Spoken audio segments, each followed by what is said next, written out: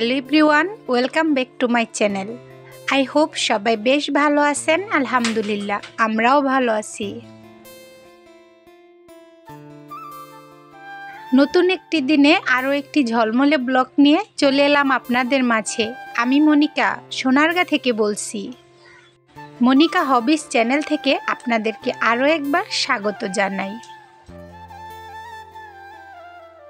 এই তো আজকের ব্লগটি শুরু করতে যাচ্ছি ঘরটা গুছানো থেকে। তো ঘরটাকে আগে আমি পরিষ্কার করে নিচ্ছি। এদিকে ঘরের যে আর্টিফিশিয়াল ফ্লাওয়ার বা তো মিনি র্যাক এগুলো ছিল তা আমি এক এক করে পরিষ্কার করে নিচ্ছি।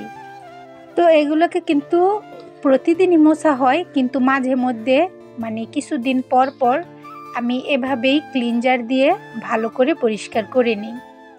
শীতের সময় যেহেতু বৃষ্টি হয় না, তো যে কারণে ঘরে ধুলোবালু একটু বেশিই পড়ে, তাই প্রতিদিনই আমার এই সব কিছুই মুছে নিতে হয়। তো আজকের থাম্বনেল দেখে সবাই বুঝতে পেরেছেন আমি আজকে কি টপিক নিয়ে কথা বলবো। তো আমাদের মতো মধ্যবিত্ত সংসারে একটু হিসেব করেই চলতে হয়, আর আলহামদুলিল্লাহ আমি হিসেব করে চলি বলেই কিন্তু মাত্র একটি গ্যাস সিলিন্ডার দিয়ে আমার প্রায় 3 থেকে 4 মাসের মতো চলে যায়। একজন গৃহিণী ইচ্ছে করলেই কিন্তু পারে একটি সংসারের উন্নতি করতে, আবার একজন গৃহিণী পারে একটি সংসারকে ধ্বংস করতে। আর একটি গ্যাস সিলিন্ডারের দাম কিন্তু অনেকটাই বেশি, প্রায় ১৫০০ টাকার মতো হবে। তো আমার কিন্তু আবির আনিফকে নিয়ে 3 জনের সংসার। তো আনিফ ভাত না খেলে কি হবে, তার জন্য টুকিটাকি এইটা সেটা রান্না, তারপর দুধ, এই তো সব মিলিয়ে কিন্তু প্রায় অনেকটাই খরচা হয় আমার গ্যাস সিলিন্ডারের। এদিকে এই তো কথা বলতে বলতে আমি ঘরটাকে পুরো ক্লিন করে নিয়েছি। তো এখন বসিয়ে দেব রান্না। তো রান্নার জন্য আমি এখানে নিয়েছি মাছের মাথা। তো এগুলোকে আমি আলু পেঁয়াজ দিয়ে করে নেব মুড়ি ঘন্ট। আর আমি সব সময় এমনটাই করি, যদি মাছের মাথা ভেঙে রান্না করি তারপরও আমি এই মাছগুলোকে আগে ভেজে নিই। এই তো মাছ ভাজা শেষ হয়ে গিয়েছে। তো আমি এবার আলু পেঁয়াজগুলোকে ভেজে নিব ভালো করে।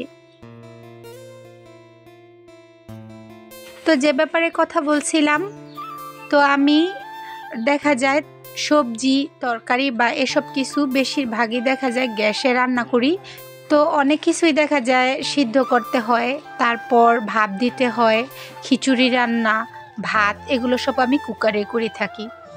কারেন্ট কিন্তু অনেকটাই সাশ্রয় হয় গ্যাস থেকে, আর এমনিতেও গ্যাসে না রান্না করলেও তো হবে না। তো যে কারণে আমি যতটুকু পারি তা কুকারেই রান্না করে থাকি।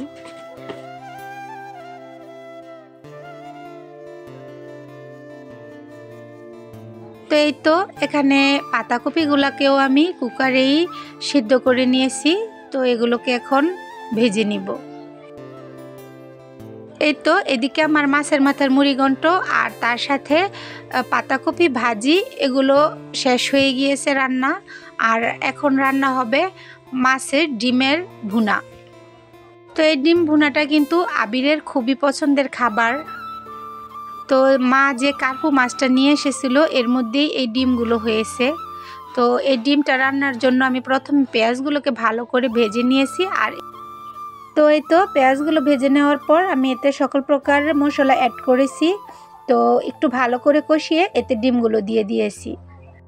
আর গ্যাসের থেকে কিন্তু কারেন্টের রান্নায় অনেকটাই টাকা বাঁচে, কারণ কারেন্টের বিল অনেকটাই কম আসে। তো এখন প্রায় বিকেল হয়ে গেছে। এই তো বিকেলবেলা একটু আনিফকে নিয়ে ঘুরতে এলাম নিচে। তো এখানে মাশাআল্লাহ অনেক সুন্দর সিম ফুলগুলো একটু শ্যুট করে নিলাম।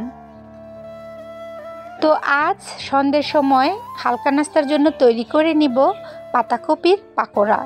তো এখানে পাতাকপি ঝুরি করে করে নিয়েছি, তাতে দিয়ে দিয়েছি পেঁয়াজ, কাঁচামরিচ, আর তার সাথে দিয়ে দিয়েছি আটা।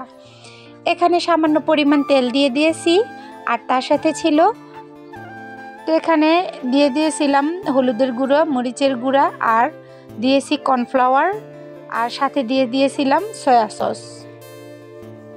তো শেষে দিয়ে দিয়েছিলাম সামান্য পরিমাণ খাবার সোডা, আর এগুলোকে আমি ভালো করে মেখে নিব। যেহেতু পাতাকপি দিয়েছি তো একটু ভালো করে মেখে নিয়েছি এগুলো। তো এবার পাকোড়াগুলো আমি তেলে ভেজে নিব। তো এখানে পাতাকপিগুলো কিন্তু খুবই মচমচে হয়েছিল, আর তার সাথে ছিল অনেকই মজাদার। তো সবার উদ্দেশ্যে আমি বলছি, যারা আমার ভিডিওটি এ পর্যন্ত দেখছেন কিন্তু এখনও একটি লাইক কমেন্ট করেননি, দয়া করে একটি লাইক কমেন্ট করে দিবেন।